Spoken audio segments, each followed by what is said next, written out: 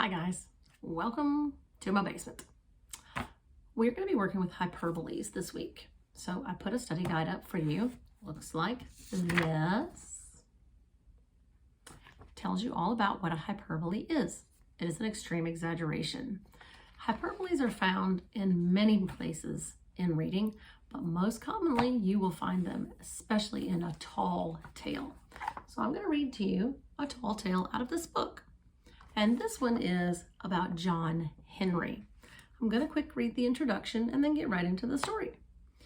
Your assignment after I read the story will be to click on the Open with Cami link and record 2 of the hyperboles that you heard in the story. There will be many. You just have to record 2 that you heard. And that's all. John Henry. Notes on the story. After the Civil War, the Chesapeake and Ohio Railroad Company laid hundreds of miles of railroad track through West Virginia. These new railroad routes opened up timber, coal lands, and created new towns. When the tracks reached the Alleghenies, the railroad company hired more than 1,000 laborers to build tunnels through the mountains. The tunnels were created by blasting through the mountain shale. This work was done by steel drivers, men who drilled steel spikes into the solid rock. Once the holes were drilled, they were packed with dynamite. Since the early West Virginia tunnels had no safety regulations, these tunnel workers were exposed to an early death from the dynamite explosions, falling rock, and lethal dust created by the blasts. Starting in the 1870s, a black steel driver named John Henry became the subject of many of the work songs sung by railroad tunnel gangs. Like most work songs, the John Henry songs consisted of a few short lines repeated several times with pauses in between for the stroke of a pick or hammer. Historians disagree about whether John Henry was based on a real man or not. Some believe that he can be traced to John Hardy, a true life subject of popular ballads who was also a superior steel driver. Others believe that a man named John Henry actually worked on the Big Bend Tunnel in the Alleghenies. Whether John Henry was real or mythical, he was a strong, enduring character to many Southern black laborers. Later, when songs about him were recorded and played on the radio, he became known to the general public as well.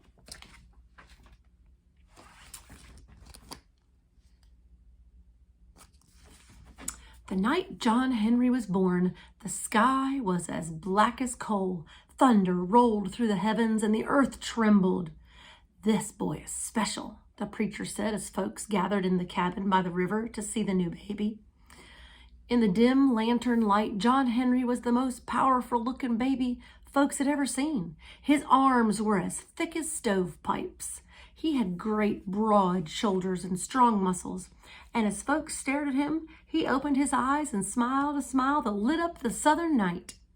When John Henry raised his arm, folks gasped and brought their hands to their faces, for they saw that the mighty baby had been born with a hammer in his hand. Then they all began to laugh and felt happier than they had in a long, long time.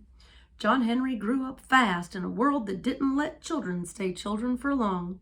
Before he was 6, he was carrying stones for the railroad gangs that were building tracks through the land of West Virginia. By the time he was 10, he was hammering steel from dawn till dark. No train whistle in America sang as loud as John Henry's mighty hammer. It rang like silver and shone like gold. It flashed up through the air, making a wide arc more than 19 feet, then crashed down, driving a steel spike 6 inches into solid rock. By the time he was a young man, John Henry was the best steel driver in the whole country.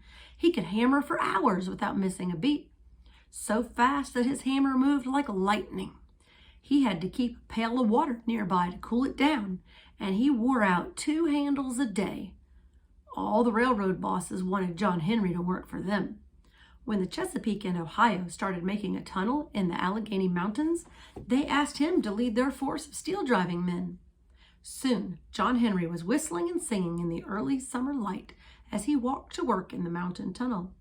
Beside him was his wife, Lucy, with eyes as bright as stars and hair as wavy as the sea. Lucy was a steel driver herself. At noontime, she drove the spikes, while John Henry sat with their little boy Johnny in the sunny mountain grass and ate his lunch of ham hocks and biscuits with molasses. Lifting Johnny high into the air, John Henry shouted, "Someday you're going to be a steel driving man like your daddy." July of that summer was the hottest month on record in West Virginia. Working in the terrible heat, many of the steel drivers collapsed by noon. But John Henry tried to protect their jobs by picking up their hammers and doing their work too. One week he did his own work and the work of 4 others as well. He hammered day and night, barely stopping for meals. When the men tried to thank John Henry, he just smiled and said, "Man ain't nothing but a man. He's just got to do his best." August was hotter than July. One day, as the men labored in the white light of the afternoon sun, a city salesman drove up to the work site. "Come see, everybody," he shouted. "Looky here at this incredible invention. A steam drill that can drill holes faster than a dozen men working together." "Oh, I don't know about that," said the railroad boss, rubbing his grizzly jaw. "I got the best steel driver in the country. His name's John Henry, and he can beat 24 men working together." "That's impossible," the salesman said. "But if you can prove your hand driller is faster than my steam driller, I'll give you this machine for free." The boss called to John Henry. "This fella doubts which of you can drill faster. How about a contest?" As soon as John Henry stared at the steam drill, he saw a picture of the future. He saw machines taking over the jobs of the country's finest workers. He saw himself and his friends out of work and begging beside the road. He saw men robbed of their dignity and robbed of their families. "I'd rather die with my hammer in my hand than let that steam drill run me down," he yelled back, and his boss and friends all cheered. "That contest will be the death of you, John Henry," Lucy said later. "You got a wife and a child, and if anything happens to you, we won't ever smile again." John Henry just lifted Johnny into the air and said, "Honey, a man ain't nothing but a man. But a man's always got to do his best. And tomorrow, I'm going to take my hammer and drive that steel faster than any machine." Lucy put on her best blue dress, and folks came from all over Ohio, Virginia, and Kentucky. They came from the countryside and they came from the cities. At 6:30 in the morning, John Henry and the salesman with the steam-powered drill stood side by side. Early as it was, the sun was burning hot. There was no breeze. Sweat poured down people's faces like water down a hill. As the onlookers gathered around the contestants, Little Bill, the worker who loved John Henry the best, said, "There ain't a steam drill anywheres that can beat that man."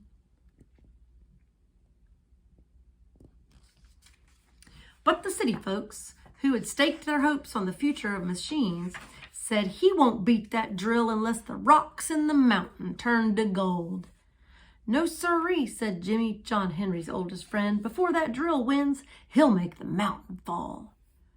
Bang! The race was on. As the steam drill salesman turned on the steam, John Henry kissed the smooth handle of his hammer. At first, the steam drill drove the steel twice as fast as John Henry did, but then he grabbed another hammer and started working with a hammer in each hand. He went faster and faster, striking blow after blow as he tunneled into the mountain.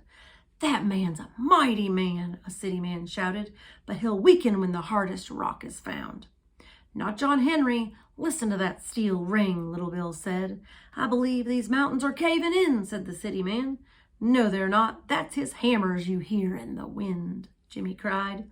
Inside the dark tunnel where the yellow dust and heat were so thick that most men would have smothered, John Henry hammered faster and faster.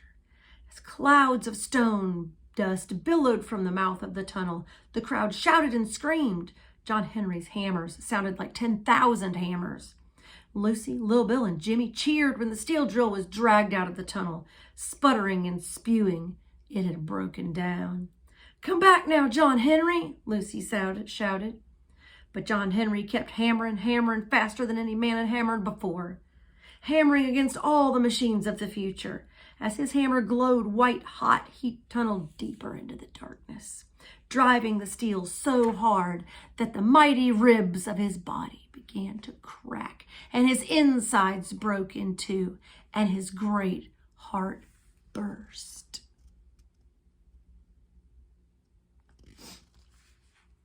When John Henry fell, it sounded like an earthquake. There was a terrible silence inside the mountain. Lucy stood still as stone, for she knew what had happened.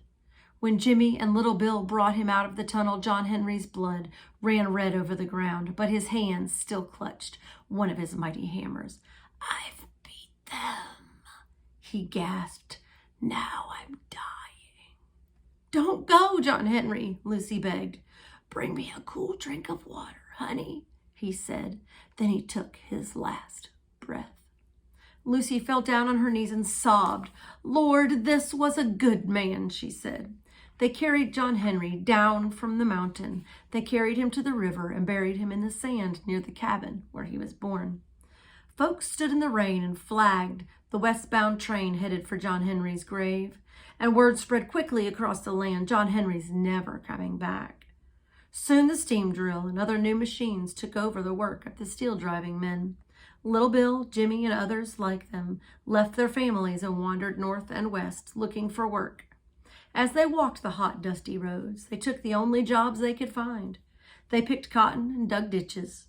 But often while they worked, they sang about John Henry. John Henry told his friends, "A man ain't nothing but a man. Before I'll be beat by the big steam drill, I'll die with a hammer in my hand. I'll die with a hammer in my hand." And that's the end of John Henry.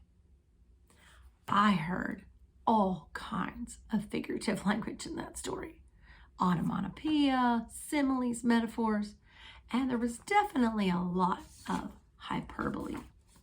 The extreme exaggeration. I hope you heard at least 2. Click open with Cami and tell me about them. Bye-bye.